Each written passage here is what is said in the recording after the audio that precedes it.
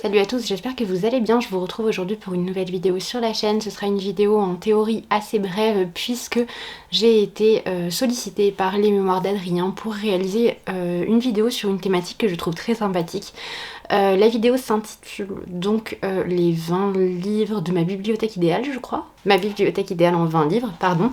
Donc j'ai sélectionné un certain nombre de titres que j'ai déjà lus, certainement déjà présentés sur la chaîne puisqu'ils font partie des œuvres qui ont marqué ma vie à un moment donné. Et il y en a certains qui sont peut-être un petit peu plus anciens, qui remontent à des lectures de collège, de lycée, que je n'ai donc jamais abordé ici, simplement parce que j'en ai pas eu l'occasion, que je n'en ai pas fait la relecture, ou que tout simplement l'occasion ne s'est pas présentée. Pour tenir mon engagement de brièveté, je vais commencer tout de suite, et la première question était donc, enfin le premier intitulé tout du moins, est le roman français que l'on préfère. Pour ma part, c'est Madame Bovary de Flaubert. Ça n'a jamais changé depuis ma lecture de ce titre. Ma première lecture remonte donc à ma licence 1 en philosophie et j'ai eu un véritable coup de foudre pour la plume de Flaubert que je découvrais avec ce titre. Je n'ai pas lâché le roman, même si la première partie, je peux l'entendre, peut être assez rédhibitoire et complexe puisque nous suivons finalement l'enfance de Charles, son arrivée dans cette espèce de collège pour garçons et je dirais le fait qu'il soit marginalisé par ses camarades pour ses origines plus modestes mais aussi pour ses attitudes plus campagnardes et donc décriées par les jeunes gens qui fréquentent ce type d'établissement. Je peux tout à fait entendre que ce premier aspect soit donc un petit peu complexe et qu'il ne donne pas forcément envie de rentrer pleinement dans l'œuvre, mais je vous encourage vraiment à poursuivre parce que c'est un chef-d'œuvre de psychologie. C'est aussi un roman extrêmement engagé qui présente une héroïne qui est très particulière, qui est indéfinissable, qui est certes un protagoniste qu'on pourrait rapprocher facilement du mouvement romantique dans ses pensées, dans son exaltation des passions, mais qui est aussi simplement une jeune femme qui rêve, qui se sent limitée par sa condition, qui n'est jamais satisfaite et qui souffre finalement simplement d'être humaine. Et pour toutes ces raisons-là, Madame Bovary, véritable chef-d'œuvre de la littérature. Je ne vous ai pas fait le petit couplet sur le style de Flaubert, mais pour moi c'est vraiment le style le plus abouti qui soit dans la littérature française, tout du moins en matière de roman. Donc je ne peux que vous encourager à lire Madame Bovary ou à le relire si votre première expérience avec ce titre n'a pas été fructueuse. Je continue avec le second intitulé, donc le roman étranger que l'on préfère, notre roman favori. J'étais plus ou moins obligée de prendre un titre de littérature japonaise parce que c'est une lecture qui a véritablement structuré, je dirais, la lectrice que je suis devenue. Mais c'est très tard dans ma vie que j'ai découvert Mishima. Pourtant, cette rencontre, elle a vraiment provoqué énormément de choses en moi. Pourtant, ma lecture du Pavillon d'Or a été laborieuse à l'initiale, mais je me suis paradoxalement délectée de chacun des passages qui sont écrits avec une minutie incroyable. Le talent de Mishima, pour moi, il est ici à son paroxysme. Je ne peux que vous inviter ici aussi à découvrir ce titre. Je suis absolument conquise par ce qu'il peut créer, par les thématiques qu'il aborde, par son intelligence, sa philosophie, mais aussi par sa détermination et par, je dirais, tout ce qui est beaucoup plus biographique, c'est-à-dire toute sa construction identitaire, sa détermination sans faille, quels que soient les engagements qu'il pouvait prendre, et cette façon, cette force de caractère qui le fait lutter en permanence contre un destin, entre gros guillemets, qui ne le satisfait pas, tout simplement. Bref, Mishima, une merveille. Je ne peux que là aussi vous encourager encore une fois à découvrir ce titre. Je souligne immédiatement que si je n'ai pas mis Dostoïevski ici, c'était donc d'une part pour vous parler de la littérature japonaise, mais également parce qu'une des catégories à venir contiendra un titre de Dostoïevski. N'allez pas vous faire une vidéo comme celle-ci sans parler de Dostoïevski quand même. Je continue avec le cadeau qui vous a le plus touché. Il s'agit de cet ouvrage-ci. Donc c'est une édition assez particulière des Fleurs du Mal de Baudelaire, qui est un ouvrage qui en soi m'a marqué, bien évidemment, puisque je dirais que c'est vraiment ma rencontre avec la poésie lorsque j'étais en 4e. Et vous allez voir d'ailleurs qu'il y a un autre titre dans cette vidéo parlera de cette année de 4e qui a vraiment été, je pense, fondatrice aussi dans mes goûts littéraires. Donc ici vous avez les poèmes des Fleurs du Mal ainsi que des illustrations de Matisse. C'est vraiment très joli, c'était un formidable cadeau.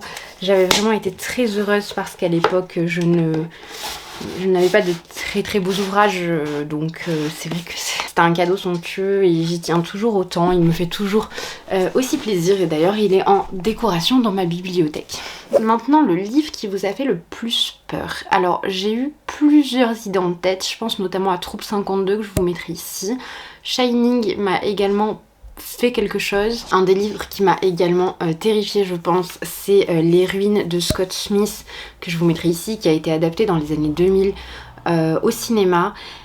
Mais en réfléchissant bien, celui qui m'a le plus marqué, je dirais, tant sur le plan des frissons qu'il a pu me provoquer, je dirais physique, mais aussi, je dirais plus dans les interrogations qu'il a pu me laisser d'un point de vue plus psychique. Je pense que c'est Rosemary Baby, un bébé pour Rosemary, pardon, de Dira Levin, qui est un ouvrage que j'ai trouvé absolument brillant dans sa construction, même si je peux entendre que la langue soit finalement assez consensuelle, assez commune, mais finalement ça en fait un ouvrage, je trouve, d'autant plus glaçant qu'il est présenté de façon assez chirurgicale. On suit ici donc Rosemary qui va s'installer dans un immeuble assez particulier avec son mari qui est acteur. Dans cet immeuble demeure un couple de personnes un petit peu plus âgées qui sont très agréables avec eux et qui vont vraiment assister Rosemary dans sa grossesse puisqu'elle est enceinte et que son mari est très souvent occupé. Va s'en suivre tout un tas d'éléments plus ou moins inquiétants et une espèce d'enquête menée par Rosemary pour comprendre d'où peuvent venir ces éléments et que peut bien lui vouloir véritablement ce couple de personnes qui certes jusque-là lui était, je dirais, grandement dévoué. L'interrogation sous-jacente dans tout le roman, elle est assez simple mais elle est extrêmement bien menée, c'est de savoir si Rosemary se fait des idées, peut-être en lien avec sa grossesse, peut-être en lien avec le manque de sommeil, la fatigue, le manque de son mari également qui est donc peu présent, ou si bien au contraire il se passe quelque chose d'étrange et qu'elle soit donc potentiellement en danger. Vraiment c'est un titre que j'ai adoré, même si je le répète, les titres que je vous ai mentionnés juste avant font également partie de ces titres qui m'ont vraiment fait très peur. C'est ici que je vais vous reparler de Baudelaire, donc votre biographie préférée. C'est un ouvrage que j'ai découvert en 4e, que... Alors je ne me souviens plus si nous devions le lire, ça me paraît assez étonnant qu'une enseignante donne une biographie à lire en 4e, mais tout du moins nous avons découvert le personnage de Baudelaire en classe et je me suis procuré, je suis allée au CDI, je ne sais plus exactement, chercher cet ouvrage de Jean-Baptiste Barougnan qui est donc la biographie de Baudelaire aux éditions Folio Biographie. Je le montre plus en détail ici. Et cet ouvrage a véritablement changé quelque chose. Il a été fondateur, je pense, de mon amour pour Baudelaire, je dirais avant même ma tentative de compréhension des Fleurs du Mal. J'ai vraiment eu un attrait, un affect tout particulier développé avec le poète. Je trouvais des échos, des résonances à des questionnements que je pouvais avoir à ce moment-là. Il y avait beaucoup de choses finalement qui m'apparaissaient comme en miroir. C'était très agréable de se sentir comprise et de se reconnaître aussi dans la psyché de quelqu'un. Donc je sais que c'est assez particulier parce que la vie de Baudelaire est tout de même assez étonnante et marginale, mais c'est vrai que j'avais ce côté très sombre lorsque j'étais en 4e. Je n'étais pas forcément dans la période de ma vie, je dirais, la plus agréable. Et Baudelaire m'a vraiment murmuré des choses, son existence m'a murmuré des choses, ça m'a beaucoup fait réfléchir, beaucoup fait penser. D'ailleurs il y a des moments où ça ne m'a pas forcément aidé à aller bien, mais par contre incontestablement son existence a marqué la mienne. Le livre qui vous a fait pleurer, j'aurais pu en choisir quelques-uns dans cette sélection. Ils abordent tous la même thématique, donc la thématique du deuil de la mère. Et celui, je pense, qui est le plus emblématique pour moi de cette thématique, mais aussi qui m'a le plus touchée, qui m'a le plus émue, ce n'est pas forcément celui où j'ai le plus extériorisé mes émotions avec les pleurs, mais j'ai cependant pleuré. Et très honnêtement, c'est celui qui m'a le plus marqué. Aujourd'hui, si je devais en relire un, ce serait celui-là. C'est Une mort très douce, donc de Simone de Beauvoir. Petit texte dans lequel l'autrice raconte la perte de sa mère et elle semble par moments très détachée de la situation, à d'autres moments beaucoup plus ancrée dans le réel, dans tout ce qui est concret, palpable et matériel. Et on a vraiment cette dissonance finalement qui est complexe et qui fait véritablement partie du processus de perte de l'être cher. C'est extrêmement bien décrit, c'est brillant comme tout ce qu'avait Simone de Beauvoir, mais ce titre-là aborde donc une thématique qui m'est chère, qui me touche beaucoup, donc nécessairement qu'elle m'a fait couler les larmes. Je dis ça avec le sourire aujourd'hui, mais c'est vraiment une lecture douce amère pour moi. C'est quelque chose que je trouve tout à la fois très intéressant dans la façon dont il aborde la question de la perte et de la maladie chez une personne qu'on aime, mais c'est aussi un ouvrage qui est devenu fondateur dans ma lecture des titres qui parlent de la figure maternelle. Donc voilà, je ne peux pas ne pas mentionner ce titre ici. J'aurais pu parler d'une femme, d'Annie Ernaux, qui m'a beaucoup marqué aussi. J'aurais pu parler de L'Assommoir de Zola qui m'a fait pleurer. J'aurais pu parler mais d'énormément de titres parce que j'ai quand même la larme assez facile. Nana, le manga m'a énormément fait pleurer. Mais bref, j'ai choisi de vous parler de ce titre-là parce que c'est une thématique qui a la franche capacité de me mettre la larme à l'œil. Et ici, c'est fait avec beaucoup de justesse, donc je trouvais que c'était important qu'il soit là. Question suivante, le livre que vous avez détesté, et donc je ne l'ai pas ici. Je pense que c'est peut-être une expérience malheureuse de lecture, mais je n'ai pas aimé Les nourritures terrestres d'André Gide. Je n'ai d'ailleurs pas réitéré l'expérience avec l'auteur, si ce n'est pour, il me semble, un titre qui se nommait Orphée, parce que j'ai eu une période durant laquelle j'étais véritablement passionnée par le mythe. Je n'ai pas spécialement envie de réessayer pour autant, même si j'entends beaucoup de bien aujourd'hui des nourritures terrestres. C'est vrai que ce n'est pas une expérience que j'ai envie de réitérer, d'autant que j'avais vraiment trouvé ça à la fois trop dans l'affect et trop détaché. C'était assez paradoxal, et cette espèce de relation finalement assez dérangeante et qui avait quelque chose d'un petit peu Grèce antique avec ces deux hommes, donc l'un nettement plus jeune que l'autre. Je n'ai pas beaucoup apprécié. Voilà, j'ai pas spécialement envie de relire Gide, tout simplement. Alors, votre pièce de théâtre préférée. Donc ici, j'ai eu la chance finalement que j'ai pu faire rentrer dans cette liste les deux pièces de théâtre que je préfère. La seconde, vous la verrez ensuite, puisqu'elle rentrera dans une autre catégorie, mais j'ai conservé Bérénice de Racine, qui est de loin ma pièce préférée. Je vais le dire objectivement, parce que la pièce qui suit m'a énormément marquée en tant que lectrice et a participé à construire ma vie de lectrice. Mais Bérénice, ça a été un coup de foudre dans ma vie, dans tous les sens du terme. J'ai vraiment été électrisée par le style de Racine ici, par la justesse des mots, la puissance de l'amour qui consumait véritablement Titus et Bérénice, et cet amour impossible finalement, cette lutte permanente entre l'amour et le pouvoir. Pour moi, ça fait partie des grandes thématiques de l'humanité. Alors c'est sûr, vous avez, je dirais, tout ce qui est de l'ordre de la littérature classique. Vous avez une plume qui est gigantesque, je dirais, au sens elle mobilise absolument toute la richesse qu'on peut avoir dans la langue française, que ce soit d'un point de vue de la structure des phrases, du vocabulaire employé. C'est vraiment d'une beauté renversante.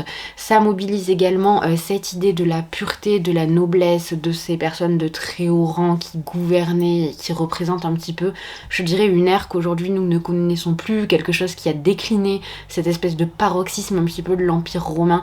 C'est assez particulier, mais c'est très très beau chez Racine. Il y a vraiment ce culte de la grandeur finalement. Alors en même temps c'est très masculin, donc je peux comprendre qu'on soit aussi rebuté par cet aspect-là, mais le personnage de Bérénice est présenté avec tout autant de fougue, de ferveur et d'intelligence que le personnage de Titus, ce qui est d'ailleurs, je trouve, très moderne. Il n'y a aucune phase d'action dans ce récit, c'est simplement la tentative de deux êtres de se comprendre.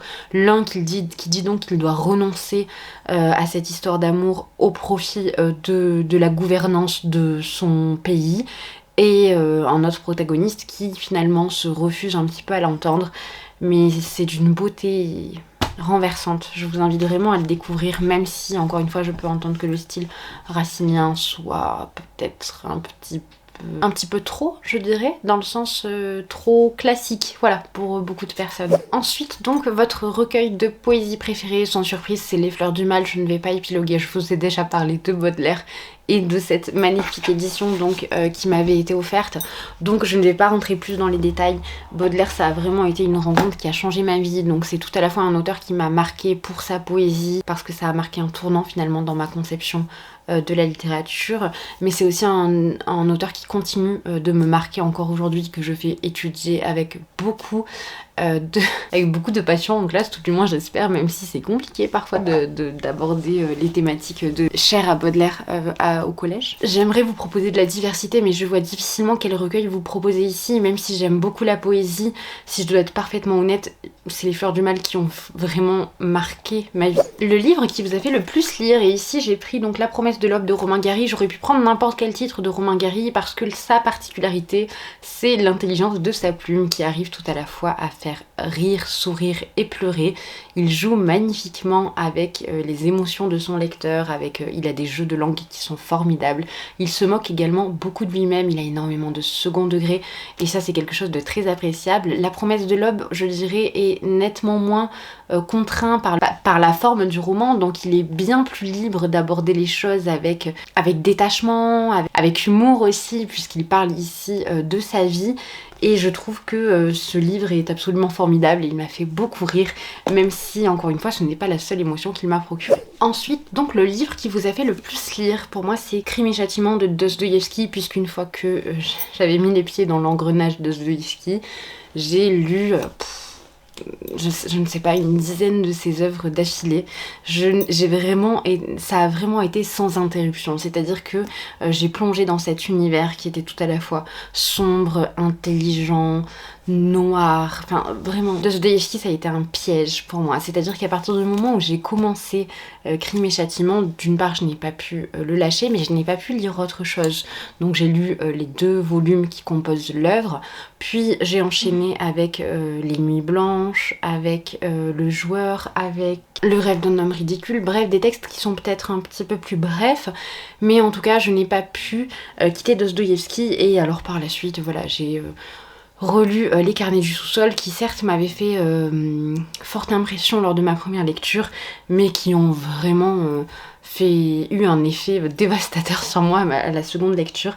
Donc je pense que le livre qui m'a fait le plus lire, c'est celui. Votre roman historique préféré. Et pour moi ici c'est un petit peu compliqué car je ne lis pas de roman historique, donc j'ai choisi Les Rois Maudits, le premier tome, Le Roi de Fer de Maurice Druon, que j'ai lu récemment et que j'ai beaucoup aimé. Je suis d'ailleurs impatiente de poursuivre ma découverte de cette série qui est encore assez longue, mais je dois admettre que je n'ai pas de point de comparaison. Je trouve le titre extrêmement qualitatif, je trouve que effectivement, comme c'est dit en 4e de couverture, mais aussi comme ça a été répété par beaucoup de personnes qui ont pu le présenter, ça n'a rien à envier à Game of Thrones ou aux ouvrages de fantasy qui parlent beaucoup de complots politiques, puisque là on retrouve vraiment toutes ces choses-là, ces questions de cours, c'est vraiment très intéressant et ça se lit comme n'importe quel roman avec une fluidité déconcertante. Votre premier véritable roman, pour moi c'est Le Petit Prince, c'est un des livres qui a marqué aussi ma vie. Alors là pour le coup, à un degré je pense que je ne parviendrai pas à expliciter ici parce que ça relève presque de la rencontre mystique à ce stade-là.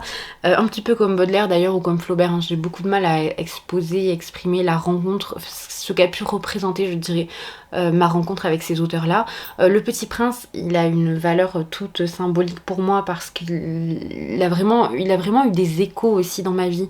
C'est-à-dire que beaucoup de personnes que j'ai rencontrées et desquelles j'ai été proche ou avec lesquelles j'ai pu avoir un affect particulier ont à un moment donné rencontré ce livre sur leur chemin qui a bouleversé un petit peu leur vie aussi. Et c'est vrai que ça, je trouve que c'est très beau parce qu'en plus d'avoir une vraie rencontre avec le Petit Prince, j'ai aussi la chance d'avoir pu, je dirais, rajouter les briques des expériences individuelles de chacun, de chacune de ces personnes finalement que j'ai pu rencontrer, que j'ai affectionné et que j'affectionne toujours, et qui avaient donc leur vécu propre avec ce titre. Pour vous donner un ordre d'idée, un de mes premiers tatouages est en rapport avec le Petit Prince, mais maintenant que je regarde la liste des titres que je vous ai présentés, beaucoup de mes tatouages sont en lien avec les titres que je vous ai présentés ou qui arrivent juste après. Votre premier choc avec un classique, et là c'est surprenant, je peux bien l'entendre. J'ai eu des chocs avant cela avec des classiques, notamment avec Baudelaire, mais rien. Alors j'aurais pu mettre ici La Princesse de Clèves parce que c'est vrai que ça a été quelque chose, mais il a vraiment fallu que je le relise bien plus tard pour que ce soit un choc retentissant. En revanche, lors de mon année de terminale, j'ai lu Fin de partie de Samuel Beckett Et je ne dis pas que j'aurais apprécié cette œuvre à ce point si je n'avais pas eu une professeure de littérature aussi compétente, aussi passionnée et aussi juste que celle que j'ai pu avoir.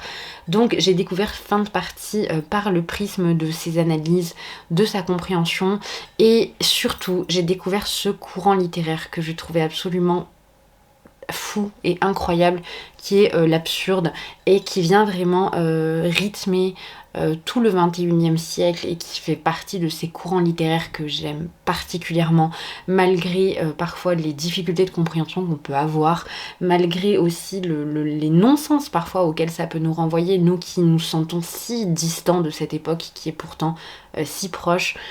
Je vous ai dit 21e mais 20e hein, bien évidemment pour l'absurde, je suis désolée. Donc c'est vrai qu'il y a cette particularité de la prose moderne qui se veut extrêmement épurée. Alors c'est un choix qui est récurrent chez Beckett, puisque lorsque vous lisez Allez beau jour ou En attendant Godot, vous avez ce style qui est très épuré et qui est parfois simplement marqué par des ponctuations, des onomatopées. C'est très surprenant, et surtout on a cette espèce d'épuration progressive du monde, puisque dans En attendant Godot on a des personnages qui sont encore un petit peu mobiles. On arrive dans Fin de partie où déjà les protagonistes sont enfermés, la mort est partout, on est vraiment dans un huis clos qui est oppressant. Et ensuite dans Allez beau jour vous avez donc ce monologue d'une personne qui ne peut pas bouger. Il y a vraiment cette progression, je dirais, dans le monde inanimé qui est incroyable et qui est vraiment qui, je l'entends, hein, peut vraiment être perturbante et peut ne pas plaire, mais moi en tout cas ça fait partie des choses qui sont arrivées dans ma vie et qui, je pense que sans Fin de partie, alors d'autres titres hein, pourraient tout à fait être concernés par ce que je vais dire, mais c'est vrai que Fin de partie ça m'a ouvert à des interrogations philosophiques d'une part, mais aussi à un monde littéraire auquel je ne m'attendais pas. Je ne m'attendais pas à autant aimer la littérature avant de rencontrer ce titre-là. Ensuite, la BD ou le manga que vous préférez. Donc j'ai été obligée d'exclure les BD immédiatement, puisque je ne pouvais pas ne pas vous présenter deux mangas qui ne sont pas du tout arrivés au même moment dans ma vie, mais le premier c'est Nana qui donc m'a accompagnée toute ma vie. Je vous laisse voir l'état très approximatif actuel de ce livre qui est ce premier tome. C'est véritablement c'est sur celui-là que j'ai découvert l'histoire de Nana, et je trouve ça complètement fou parce que je devais avoir 14 ans, quelque chose comme ça. Et j'ai eu un coup de cœur absolu pour cet univers, pour tout ce qu'il pouvait représenter, pour les comportements des personnages, leur façon de grandir, de s'émanciper, de leur construction, bref, absolument tout. J'ai un amour débordant pour Nana encore aujourd'hui. Chaque année, soit je les relis, soit je regarde l'animé. Malheureusement, nous n'aurons, je pense, jamais de fin pour cette œuvre, et c'est quelque chose qui me peine grandement parce que ça fait partie de ces monuments qui m'ont accompagnée, qui continuent de m'accompagner et qui continueront de m'accompagner. Parmi mes premiers tatouages, il y a donc celui-ci, donc qui fait référence directe à Nana. Et alors ce n'est pas le seul, mais ce livre m'a tellement aidée dans des périodes où je n'étais pas bien. Cette série de mangas m'a vraiment aidée dans des périodes où je n'étais pas bien. Elle m'a également fait réfléchir un petit peu dans des moments où j'allais mieux. Elle est tellement riche cette saga, tellement belle, et je vous recommande vraiment de la lire parce que fut un temps on considérait que voilà le shoujo c'était quelque chose qui se limitait finalement à de la romance assez banale. Sachez que Nana, alors en France c'est classifié en shoujo, mais je pense qu'on pourrait bien plus le classer en josei, comme ce serait le cas pour Goginjo par exemple, de la même mangaka. Mais c'est vrai que voilà, je pense que ça a donc été rédhibitoire pour beaucoup de personnes, et je pense notamment au lectorat masculin, alors que vraiment ce titre il peut offrir des perspectives à tous les lecteurs, quels qu'ils soient garçons, filles, quel que soit leur âge, bref, vraiment découvrez Nana, c'est incroyable. Et beaucoup plus récemment, donc là j'ai le tome 2 parce que je dois vous présenter le tome 1 dans un avis lecture et que la pile de livres est déjà prête, j'ai découvert Shuzo Oshimi. Donc j'ai d'abord découvert Shuzo Oshimi avec Les Liens du Sang, qui fait indubitablement partie de mes mangas préférés. Mais Les Fleurs du Mal, alors c'est redondant vous allez me dire parce que je vous ai présenté 2 fois Les Fleurs du Mal ici. Il y a une allusion directe bien évidemment à la poésie de Baudelaire, et d'ailleurs le personnage, le protagoniste masculin principal de ce titre, lit Les Fleurs du Mal en permanence.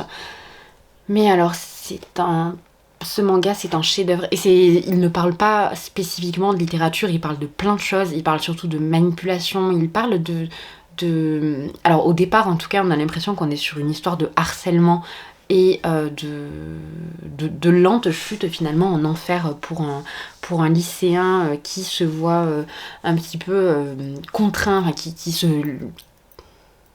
qu'une jeune lycéenne fait chanter, clairement, parce qu'elle connaît certaines choses un petit peu intimes et secrètes, particulièrement gênantes le concernant.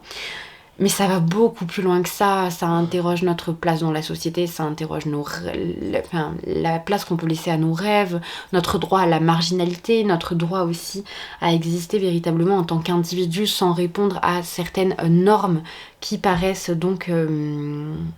auquel tout du monde on a l'impression qu'on ne peut pas échapper, et vraiment tout ça dans Les Fleurs du Mal c'est super, c'est vraiment, et je trouve que bon il y a aussi cette particularité qu'il faut noter, c'est que ça reste des ouvrages japonais, donc c'est aussi à comprendre au sein d'une culture qui est tout de même très hiérarchisée, très organisée, très carrée, très méthodique, et Les Fleurs du Mal vient apporter un petit peu de chaos dans tout cela, et en ça, c'est un espèce de point noir sur une toile blanche. C'est incroyable, vraiment incroyable. Là aussi, je ne peux que vous inviter à découvrir ce titre-là parce que c'est formidable. Je pense qu'en tout cas, même si, je dirais que même si vous n'aimez pas à ce point-là, qu'importe, vous ferez une expérience de lecture qui vous marquera de façon indélébile. Le livre qui vous a rendu fou, c'est ici qu'on retrouve Dostoïevski avec Les Carnets du sous-sol. Clairement, c'est un ouvrage qui m'a beaucoup fait m'interroger sur ma santé mentale. Ce n'est pas le seul, je vous montre le second parce que je ne vais pas trop m'attarder sur celui-ci. Les Carnets du sous-sol, vous suivez un protagoniste qui est réfugié dans un sous-sol et qui va vous confier toutes ses pensées les plus abracadabrantes et qui est vraiment dans une situation précaire d'un point de vue mental, pas que, mais majoritairement mental. C'est très dérangeant, surtout quand vous êtes dans des phases où vous n'êtes pas forcément en pleine forme. Et le second, donc là pour le coup je rejoins complètement Adrien dans sa vidéo, La Maison des Feuilles de Mark Z.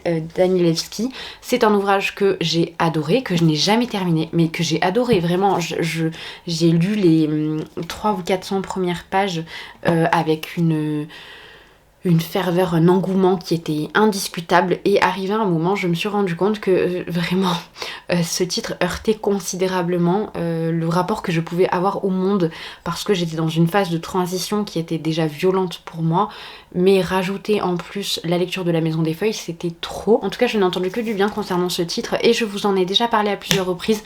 Vous avez des vidéos à foison sur cet ouvrage sur YouTube, c'est mérité parce qu'il a une mythologie qui est d'une densité qui mérite d'être étudiée. Je pense notamment à Alt 236 qui a vraiment fait un travail acharné concernant tout l'univers autour de La Maison des Feuilles. Je vous invite vraiment à aller voir cette vidéo parce que en ce qui me concerne c'est celle qui m'a vraiment convaincue de me procurer ce titre et d'en faire la lecture. Un livre qui vous a énervé, alors ici j'aurais pu vous citer bon nombre de titres contemporains qui me font lever les yeux au ciel et qui me mettent en colère, mais j'ai choisi de vous parler d'un titre que j'ai tenté cette année. Alors je me doutais, je pense largement que je n'allais pas apprécier, mais je ne pensais pas que ça allait être à ce point désagréable.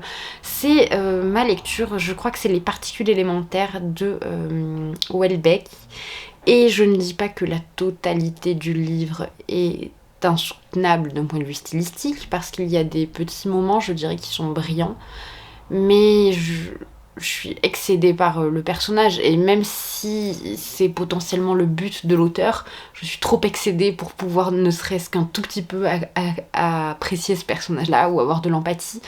Et pour moi en tout cas ce n'est pas possible, ce n'est pas du tout un sentiment que j'apprécie.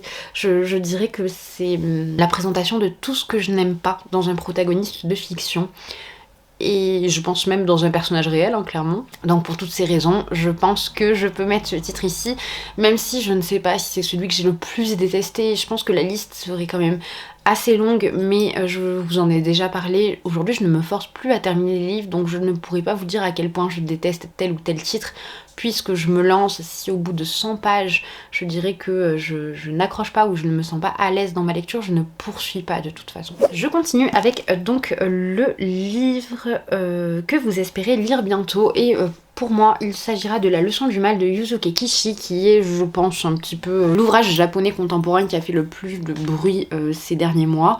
Je suis extrêmement intéressée par la thématique, puisqu'on va suivre alors je ne sais plus si c'est un sociopathe ou un psychopathe, mais c'est un enseignant tout du moins, qui va beaucoup jouer, je dirais, de sa posture, je pense, pour arriver à ses fins. Et j'aime beaucoup ce type de titre. On sait dès la lecture de la 4e que certains protagonistes l'ont percé à jour, donc des élèves, et on va voir finalement, j'imagine, cette lutte entre le bien et le mal, entre gros guillemets.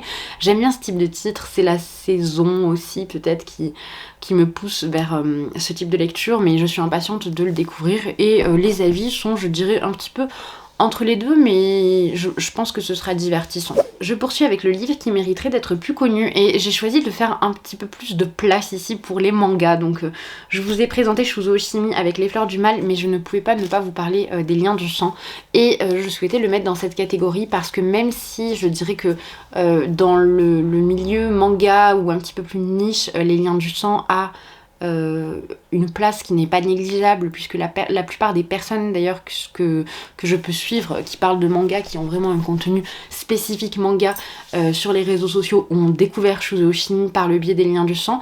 Je pense tout de même et toutefois que beaucoup de personnes ne se sont pas lancées dans cette œuvre là et ne la connaissent pas forcément. Pour moi, Shuzo Oshimi, et d'ailleurs je pense faire des capsules un petit peu dédiées à cette thématique-là, ça fait partie de ces auteurs manga qui vous font dire, pour tous ceux qui disent de façon hyper péremptoire je n'aime pas les mangas, qui peuvent vous faire dire dans le manga on trouve des choses qui sont tout à la fois intelligente, intéressante, métaphorique, littéraire, grandiose, voilà. Le dessin est absolument formidable également, je vous laisse regarder, hein. De toute façon, voilà, le travail d'illustration de Shuzo Oshimi n'a rien à envier à la puissance de ses histoires et de la psychologie de ses personnages, et c'est ce qui fait pour moi que Les Liens du Sang méritent amplement d'être plus connue et d'être plus mise en avant, parce que c'est un chef-d'œuvre. Je suis actuellement en train de lire Welcome Back Alice, qui est également un manga de Shuzo Oshimi, et Dans l'intimité de Marie, qui est également donc un manga de Shuzo Oshimi. Donc ces deux œuvres, elles sont également superbes, et quand j'aurai terminé de lire tout ce qui est sorti en France, donc il me manque encore Happiness, et donc compléter Welcome Back Alice, qui n'est pas encore terminé, puisqu'il me semble que le dernier titre paraîtra en janvier. Je pourrais vous faire une vidéo globale sur ce mangaka que je trouve absolument formidable et classique, si je puis dire, parce qu'il répond, je pense, à toutes les normes, toutes les exigences que peuvent avoir les personnes qui prétendent ne pas aimer le manga. Je termine avec le livre que vous avez lu grâce à votre moitié ou à toute autre personne. J'ai choisi de parler ici d'un auteur que ma maman m'a fait découvrir. Il s'agit de Zola. J'ai pris L'Assommoir parce que je pense que c'est son favori, tout du moins c'est celui dont elle m'a toujours énormément parlé. Le personnage de Gervaise, c'est un petit peu son personnage, voilà, depuis que je suis petite j'entends parler de Gervaise. Je sais qu'elle a un affect très très particulier, elle a beaucoup d'empathie pour ce personnage, malgré le fait qu'il y ait finalement très peu de similitudes entre les deux. Mais ma rencontre avec Zola, d'ailleurs chaque lecture de Zola pour moi c'est un petit peu un retour auprès de ma maman, parce que Zola a jalonné son existence et qu'elle m'a toujours parlé de Zola, toujours. Donc ici j'aurais pu parler de Zola ou de Giono, parce que ce sont vraiment les deux auteurs que ma mère m'a fait découvrir et lire et aimer. Mais L'Assommoir a une place vraiment particulière, parce que je pense que très très tôt je connaissais déjà le titre de L'Assommoir sans même avoir idée du fait qu'il appartenait au Rougon-Macquart, qu'il y avait toute une fresque autour de cela, que Zola fondait le naturalisme. Bref, je ne connaissais pas tout ça. J'avais juste cette idée en tête de Gervaise, finalement, de ses souffrances et de sa fin, puisque voilà, c'est quelque chose qui avait beaucoup ému ma maman, donc elle en parlait énormément. Donc je connaissais la fin de l'Assommoir avant de lire l'Assommoir.